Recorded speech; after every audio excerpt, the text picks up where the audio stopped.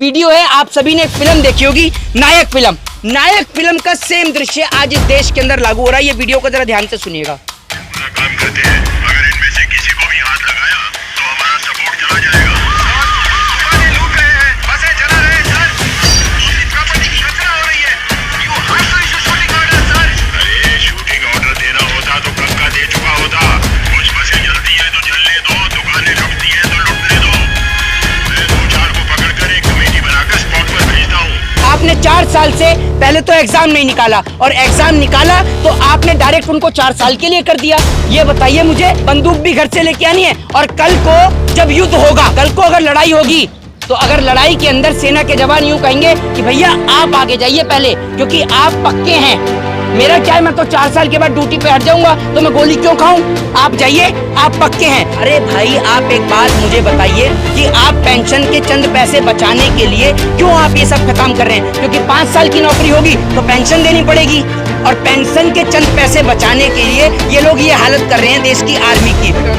एक फिल्म आई थी गोविंदा की, जिसमें जो है गोविंदा में आप देखते हैं कि शक्ति कपूर बोलते हैं कि जो जिया जी कहेंगे मैं तो वही करूंगा। यही हाल इस देश की मीडिया का है, जो मोदी जी कहेंगे मैं वही कहूंगा।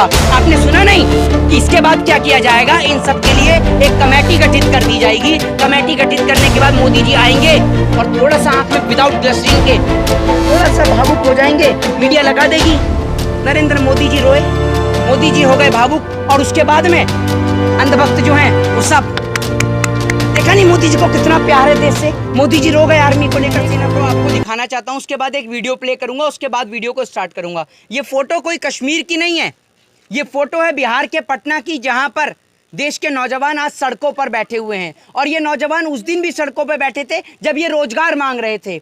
एक बात आपको बोलना चाहता हूं कि आपका जब टीवी पुराना हुआ, आपने टीवी को अपडेट किया ना, फोन, ये मोबाइल फोन यूज करते हैं, इसका सिस्टम पुराना हो जाता है, इसको भी अपडेट करते हैं ना। तो क्या आज इस देश के नौजवान मंदिर और मस्जिद से ऊपर उठ के, हिंदू और मुसलमान से ऊपर उठ के रोजगार के लिए एक साथ सड़कों पर उतरे ना? तो जब ये बात पहले बोली जा रही थी कि देश की स्थिति ये होने वाली है, तब देश के नौजवानों को ये बात समझ में क्यों नहीं आ रही थी? लेकिन आज मैं इस अपनी मुहिम को सफल समझूंगा, सक्सेस समझूंगा कि आज देश के लोग हमारी बात को समझ रहे हैं।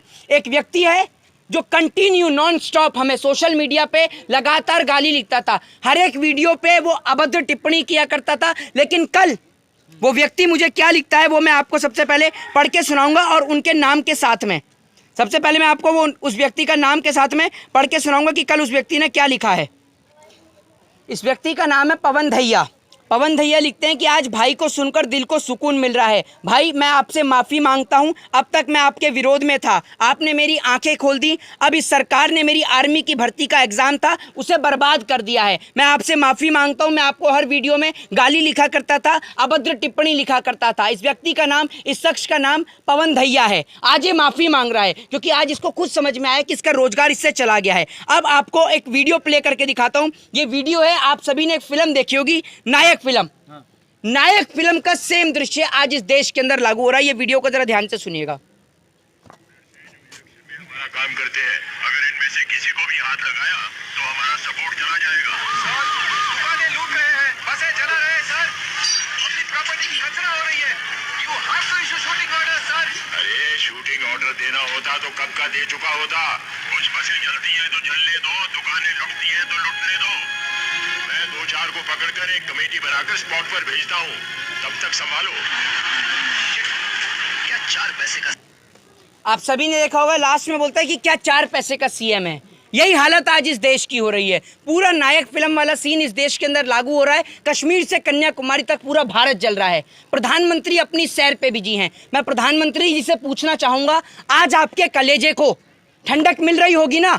जिस आर्मी की ड्रेस पहनकर आप आर्मी के टैंक में घुसे थे, आज कलेजे को ठंडक मिल रही है, या और जलाना चाहते हैं इस देश को? ये देश कभी हिंदू मुसलमान के नाम पे जलता है, कभी मंदिर और मस्जिद के नाम पर चलता है, कभी ये पैगंबर और मोहम्मद साहब के नाम पर, तो कभी महादेव के नाम पर जलता है, तो कभी ये देश मंदिर और मस्जिदों के नाम पर जलता है। और आज ये देश जब रोजगार की चिंगारी घर घर तक घुसी, तो आज ये देश रोजगार के लिए जल रहा है।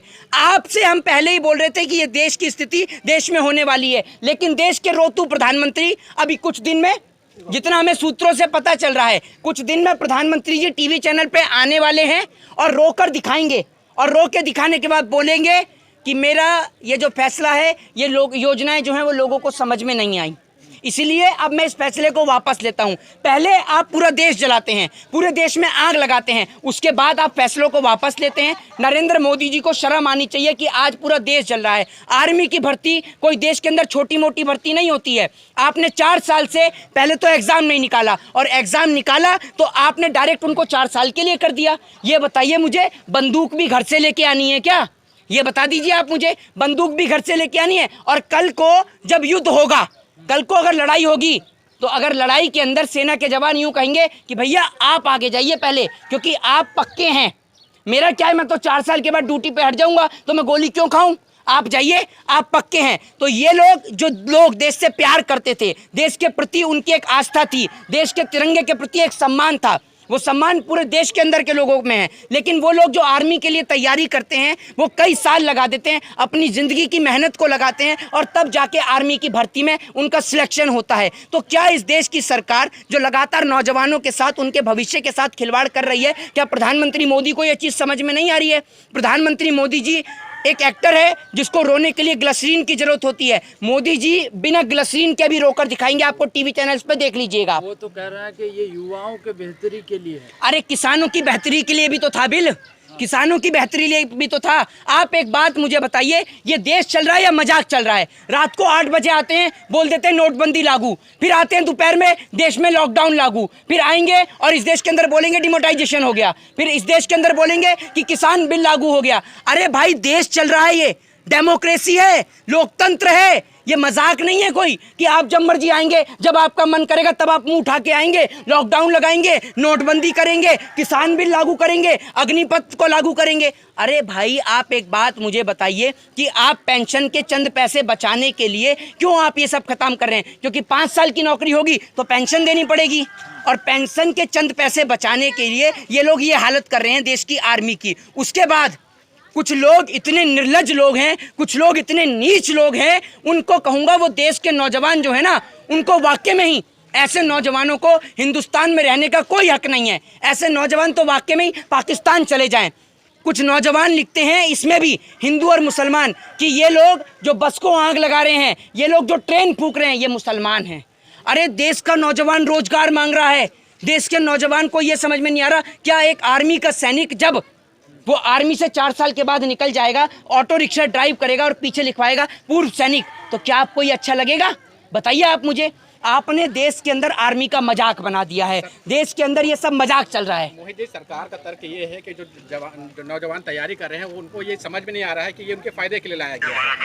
अरे सरकार को अगर इतना ही इसमें फायदा दिख रहा है, तो सरकार के नेताओं के बच्चे हैं या नहीं है?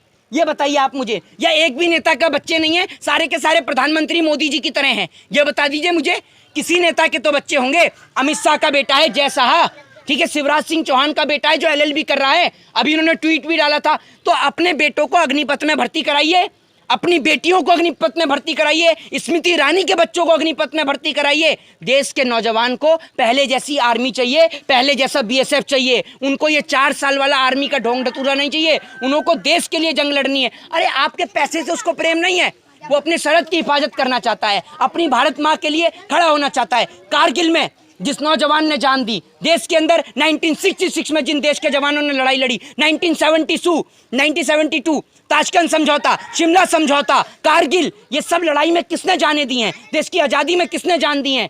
सब देश के गरीब माओं के बच्चे थे। कोई नेता का बेटा इस आज़ादी में शामिल नहीं था, कोई नेता का बेटा कारगिल की लड़ाई में शहीद नहीं हुआ, कोई नेता का बेटा जो है 1966 में शहीद नहीं हुआ, 1972 में शहीद नहीं हुआ, जब हमने चाइना से लड़ाई लड़ी तब कोई इसमें शहीद नहीं हुआ।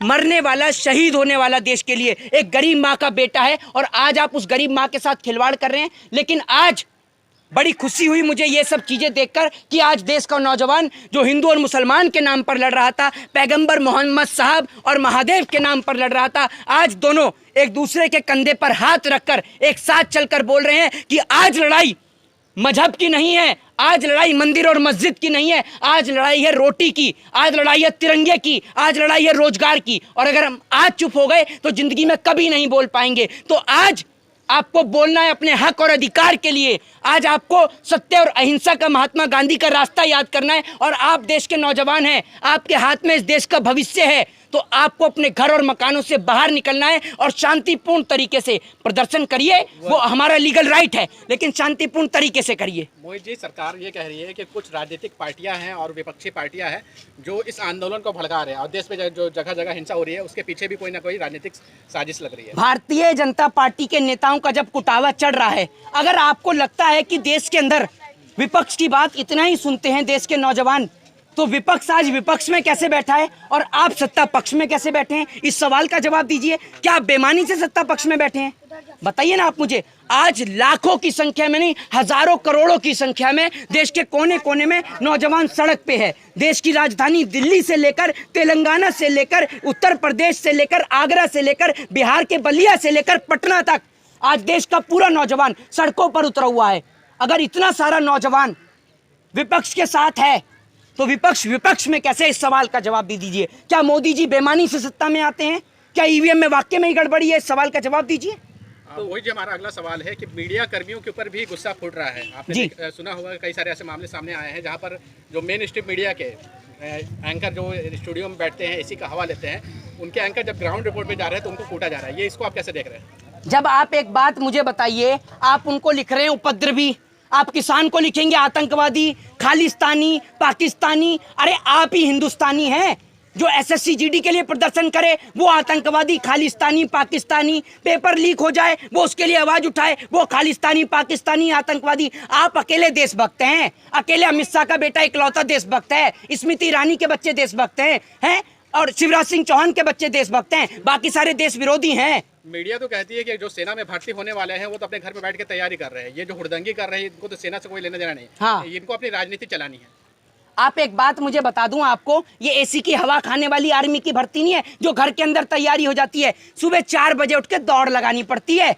दलाली नहीं करनी पड़ती सरकार की कि मोदी जी क्या कह रहे हैं टेलीविजन पे आके। मोदी जी हम काट के खा रहे हैं या चूस के खा रहे हैं? मोदी जी जेब में वॉलेट रखते हैं नहीं रखते हैं? इसके लिए दलाली नहीं, जिगरा चाहिए होता है। और भारत माँ के लिए शहीद होने के लिए किसी को जिगरे की जरूरत होती है जो अपने तिरंगे से, अपने वतन से प्रेम करता है। और ये मेरे देश का गौरव है, ये मेरे देश का सौभाग्य है कि इस देश का हर एक नागरिक, हिंदू, मुस्लिम, सिख, ईसाई, अपनी माँ से ज्यादा अपनी भारत माता से प्रेम करता है। और जिसके लिए आज आप देख रहे हैं ना, आर्मी की भर्ती के लिए नौजवान सड़क पे उतरा है।